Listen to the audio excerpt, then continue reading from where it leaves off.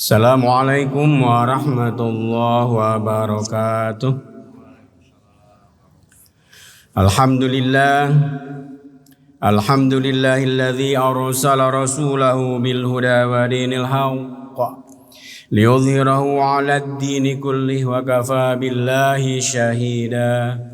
Ashhadu an la ilaha illallah wahdahu la syarika lah wa ashhadu anna sayyidana Muhammadan abduhu wa rasuluhu alladzi la nabiyya ba'da. Allahumma salli wa sallim wa barik ala sayyidina wa habibina wa karimina Muhammad wa ala alihi wa sahbihi wa man tabi'ahu dah. Amma ba'd, faqala Allah ta'ala fil Qur'anil azim. A'udzu billahi minasy syaithanir rajim. Bismillahirrahmanirrahim. Lillahi ma fis samawati wa ma fil ard wa in tubdu ma fi anfusikum aw tukhfuhu yuhasibukum bihillah fayaghfiru liman yasha wa yu'adzibu man yasha wallahu ala kulli syai'in qadir. Shadaqallahul azim. Al-Baqarah ayat ke-284. Hadirin ikhwatu iman rahimakumullah. Alhamdulillah wa syukru ala ni'amillah. Pada kesempatan pagi ini kita dapat sholat subuh berjamaah di masjid yang megah dan nyaman ini. Semoga seluruh rangkaian ibadah kita diterima di sisi Allah Subhanahu wa ta'ala. Dan semoga seluruh langkah kaki kita ke masjid ini dicatat sebagai amal soleh, amal kebajikan, meningkatkan derajat kita dan menghapus kesalahan-kesalahan kita. Dan kita berharap besar tidak ada lagi dosa yang tersisa dalam diri kita. Dan mari kita sama-sama doakan guru-guru kita dan juga orang tua kita agar mereka semua diampuni oleh Allah Subhanahu wa ta'ala. Kemudian mereka mendapatkan kebaikan selagi di dunia ini. Dan bagi yang sudah berpulang semoga mendapatkan kebaikan di akhiratnya. Amin ya Allah ya Rabbal alamin.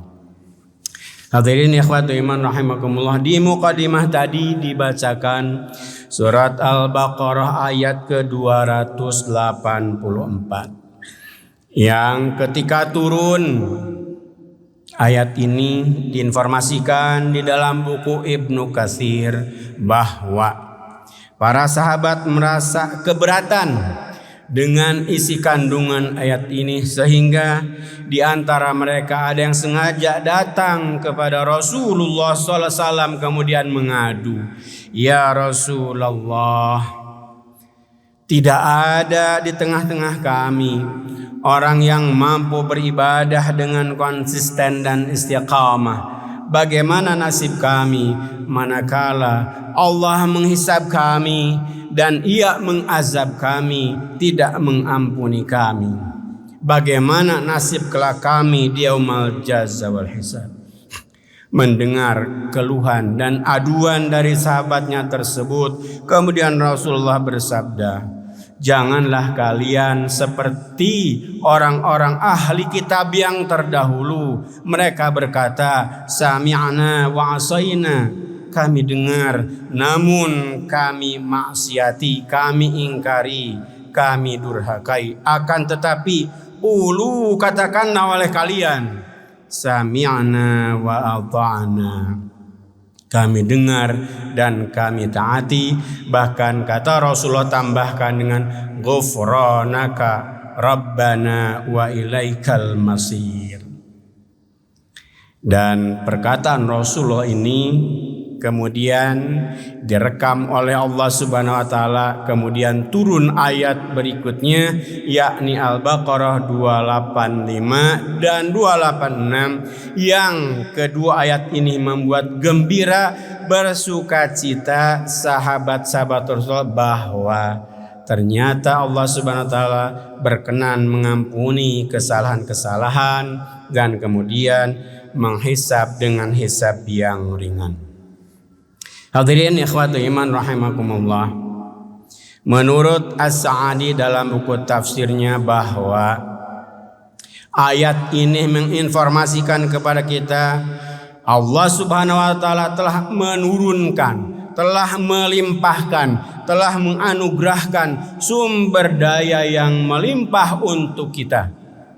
Lillahi ma fis samawati wa ma fil ardh, bahwa sumber daya yang ada di langit, yang ada di bumi, bahkan yang ada di antara keduanya, wa ma bainahuma, demikian tafsiran dari Ibnu Katsir. Semuanya adalah untuk kita umat manusia sebagaimana disebutkan dalam Quran surat kedua ayat 29 bahwa walladzi khalaqalakum ma fil ardi jami'a, bahwa dialah Allah yang telah menurunkan, yang telah menciptakan untuk kalian apa yang ada di muka bumi ini semuanya, seluruhnya. Silahkan kita daya gunakan, kita manfaatkan untuk kebaikan dunia kita dan untuk kebaikan akhirat kita. Hingga menurut As-Sa'di bahwa karunia dari Allah yang sedemikian besar ini, yang sedemikian luas ini, untuk kita daya gunakan, untuk kita manfaatkan sebesar-besarnya untuk kebahagiaan dunia dan akhirat kita. Hadirin ikhwatu iman rahimakumullah, merujuk ayat ini, kalau kita belajar dari ulama besar yang beberapa tahun yang lalu meninggalkan kita, yakni Profesor Dr. Yusuf Qaradawi, Syekh Yusuf Qaradawi menjelaskan bahwa ayat ini merupakan ayat yang menjadi tonggak, yang menjadi rujukan dalam memahami ekonomi Islam, dalam memahami ekonomi syariah, yang menjadi prinsip dasar bagi ekonomi syariah. Hingga beliau merumuskan prinsip utama dari ekonomi syariah adalah prinsip rabbaniyah. Dalam bahasa lainnya prinsip ittihadiyah atau prinsip tauhid, bahwa lillahi ma fis samawati wa ma fil ardh, milik Allah, kepunyaan Allah, apapun yang ada di langit, yang ada di bumi, dan yang ada di antara keduanya. Oleh karena itu, beliau mengajarkan kepada kita bahwa hakut tamlik, hak kepemilikan yang mutlak adalah ada pada tangan Allah, ada pada kekuasaannya. Jangankan yang di luar diri kita pun adalah milik Allah Subhanahu wa taala. Oleh karena itu, kita tidak boleh merasa bahwa apa yang kita punyai saat ini, apa yang kita genggam saat ini, tabungan yang ada di rekening Bapak Ibu hadirin semuanya, deposito, investasi, sawah, ladang dan sebagainya, itu diakui secara mutlak milik Bapak Ibu hadirin jamaah semuanya. Yang harus kita pahami bahwa itu semua adalah milik Allah Subhanahu wa ta'ala. Sehingga ketika Allah meminta dari kita untuk zakat, infak, sedekah, wakaf, dan dana sosial kebajikan yang lainnya, maka kita tidak boleh kikir, tidak boleh pelit, tidak boleh bakhil. Karena pada hakikatnya adalah apapun yang ada pada diri kita, bahkan yang ada di dunia ini, langit, bumi, dan segala isinya, adalah milik Allah Subhanahu wa ta'ala. Lillahi ma fis samawati wa ma fil ard, kepunyaan Allah lah yang ada di langit maupun yang ada di bumi. Sumber daya, baik sumber daya alam, kemudian sumber daya manusia, dan alat produksi lainnya, mannya, materialnya, mesinnya, metodenya, dan lain sebagainya yang terkait dengan faktor-faktor produksi yang digunakan untuk memproduksi barang dan jasa hingga ekonomi maju semaju-majunya sebagaimana yang kita saksikan dewasa ini. tiada lain dan tiada bukan adalah milik Allah Subhanahu wa taala. Ittihadiyah, tauhid atau rabbaniyah. Ini harus kita pahami pertama kali bahwa apapun adalah milik Allah Subhanahu wa taala. Oleh karena itu, dengan prinsip ittihadiyah atau at-tauhid atau rabbaniyah ini, maka konsekuensinya adalah kita harus mendayagunakannya, kita harus memanfaatkannya sesuai dengan aturan-aturan Allah Subhanahu wa taala. Tidak boleh dengan aturan kita sendiri. Kita diperbolehkan untuk sekaya-kayanya menumpuk dan juga mengumpulkan harta kekayaan sesuka hati kita. Tapi ingat, ada batas-batasnya. Apa batasannya? Dalam harta kita ada hak orang lain. Wa fi amwalihim haqqul lisaili wal mahrum. Bahwa dalam hak mereka ada hak orang lain, baik yang meminta-minta maupun yang tidak meminta-minta, menjaga diri, menghargai dirinya sehingga ia tidak mau menengadahkan tangannya kepada sesama makhluk. Mereka hanya mau menengadahkan tangannya, meminta berharap kepada Allah Subhanahu wa taala semata. Terkait dengan ini pula, maka prinsip yang lainnya yang bisa dielaborisir dari ayat ini adalah al-hurriyah, konsep kebebasan, konsep kemerdekaan dalam ekonomi syariah. Sehingga hak milik mutlak adalah milik Allah. Kemudian hak milik relatif nisbinya ada pada diri kita. Sehingga dalam ekonomi syariah kita diajarin tentang beda ekonomi syariah, beda sistem ekonomi syariah dengan sistem ekonomi sosialis. Antara lain, dalam sistem ekonomi syariah ada hak kepemilikan individu, bukan hanya kepemilikan negara. Bukan hanya kepemilikan umum, tapi kepemilikan individu pun dihargai.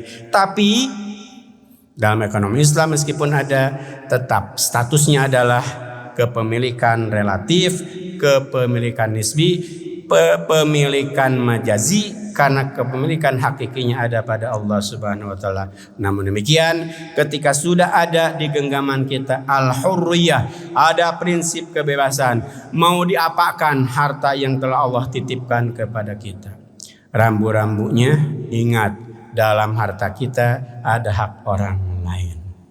Rambu-rambu yang lain, ketika kita melakukan transaksi distribusi kekayaan, maka kita harus merujuk antara lain kepada Quran surat kedua ayat sebelumnya, ayat ke-275 sampai ayat ke-283-nya. Allah berfirman antara lain, a'udzubillahi minasyaitonir rajim. Wa halallahul bai'a wa harramar riba. Dan Allah telah menghalalkan jual beli, mengharamkan riba. Artinya apa? Artinya bahwa ketika kita melakukan kegiatan ekonomi, melakukan bisnis, investasi, dan kegiatan ekonomi lainnya, maka rambu-rambu ini kita harus pegangi. Jangan sampai melakukan praktik ribawi. Jangan sampai terjerat kepada rentenir. Karena apa? Karena bahaya sangat mengancam. Ketidakadilan ekonomi akan dirasakan. Kemudian al-hurriyah yang lainnya, ketika kita mau melakukan transaksi kegiatan bisnis, maka perhatikan pula Quran surat 4 ayat ke-29. A'udzubillahi minasyaitonir rajim. Ya ayyuhalladzina amanu la ta'kulu amwalakum bainakum bil batil illa an takuna tijaratan an taradhim minkum. Wahai orang-orang yang beriman, janganlah kalian memakan harta kalian di tengah-tengah kalian dengan cara batil. Yang boleh adalah lakukan melalui perniagaan antaradhin, saling rela di antara para pihak. Bahkan kerelaan bukan hanya para pihak yang terlibat dalam kegiatan bisnis, melainkan lingkungan bisnis pun harus rela dengan kehadiran lembaga bisnis tersebut. Sehingga ada konsep CSR, CSR, Corporate Social Responsibility, yang di dalam ekonomi Islam instrumennya adalah zakat, infak, sedekah, wakaf, dan kebajikan-kebajikan yang lainnya. Bahwa apa yang ada di langit, apa yang ada di bumi, dan di antara keduanya adalah milik Allah Subhanahu wa Ta'ala. Kemudian Allah menegaskan kepada kita, di samping ada konsep Rabbaniyah, kemudian konsep Al-Hurriyah, yang berikutnya adalah konsep Al-Mas'uliyah, konsep pertanggungjawaban, bahwa apa yang kita lakukan, apa yang kita daya gunakan, apa yang kita tasarrufkan terkait dengan apa yang Allah titipkan kepada kita, maka kita harus mempertanggungjawabkannya. Hal ini ditegaskan oleh Allah di potongan ayat berikutnya. Wa in tubdu ma fi anfusikum aw tukhfuhu yuhasibkum bihillah. Dan jika kalian menyatakannya, menjelaskannya, atau kalian menyembunyikannya, yuhasibkum, kalian akan dihisab bihillah, dengan izin Allah, dengan kekuasaan Allah. Semuanya akan dihisab, akan dimintai pertanggungjawabkan. Jangankan yang besar, sekian ratus triliun, sekian triliun, sekian miliar, bahkan jarum yang dibawa oleh seorang penjahit yang bekerja di industri jahit-menjahit, kata Rasulullah, itu bagian dari korupsi, bagian dari penggelapan, dan itu akan dimintai pertanggungjawaban oleh Allah Subhanahu wa Ta'ala. Demikian sangat detail ekonomi syariah, baik dalam ayat yang bersifat umum maupun ayat yang bersifat khusus. Bahkan Nabi menjelaskan, mengajarkan kepada kita, jarum yang dibawa oleh seorang penjahit dari tempat kerjanya akan dimintai pertanggungjawaban oleh Allah Subhanahu wa Ta'ala. Al-Mas'uliyah. Ini yang memberatkan sahabat-sahabat Rasulullah, sehingga mereka datang kepada Rasulullah, sebagaimana direkam tadi disebutkan di dalam tafsir Ibnu Katsir. Mereka berat dengan ayat ini, tapi kemudian dihibur oleh Rasulullah SAW. Tinggal katakan saja, sami'na wa ata'na ghufranaka rabbana wa ilaikal masir. Kemudian fayaghfiru liman yasha wa yu'adzibu man yasha wallahu ala kulli syai'in qadir. Allah akan mengazab kepada yang Ia kehendaki, dan Allah pun akan memaafkan kepada siapa yang Ia kehendaki. Dan kita berharap besar, kita tidak dikehendaki diazab oleh Allah Subhanahu wa Ta'ala. Semoga azab dijauhkan dari diri kita, dari keluarga kita, dari bangsa dan negara kita, dari kota Bandung tercinta, dari Jawa Barat tercinta ini, dari Indonesia tercinta ini. Semoga dijauhkan azab dari Allah Subhanahu wa Ta'ala. Yang datang, yang dekat, yang hadir di tengah-tengah kita adalah ampunan dari Allah Subhanahu wa Ta'ala, yang dengan ampunan tersebut kemudian berkah di tengah-tengah kita semua. Nah, oleh karena itu ada baiknya juga kita beristighfar kepada Allah. Astaghfirullahalazim, astaghfirullahalazim, astaghfirullahalazim wa natubu ilaik. Dan kita berdoa, Allahumma hasibna hisaban yasira, Allahumma hasibna hisaban yasira, Allahumma hasibna hisaban yasira. Ya Allah, hisablah kami dengan hisab yang mudah. Masukkan kami ke surga-Mu dengan kuasa-Mu, dengan fadilah darimu, dengan keutamaan, dengan keagunganmu. Rabbana atina fid dunya hasanah wa fil akhirati hasanah wa qina adzabannar. Demikian yang dapat disampaikan, kurang dan lebihnya mohon maaf. Billahi taufiq wal hidayah. Wassalamualaikum warahmatullahi wabarakatuh.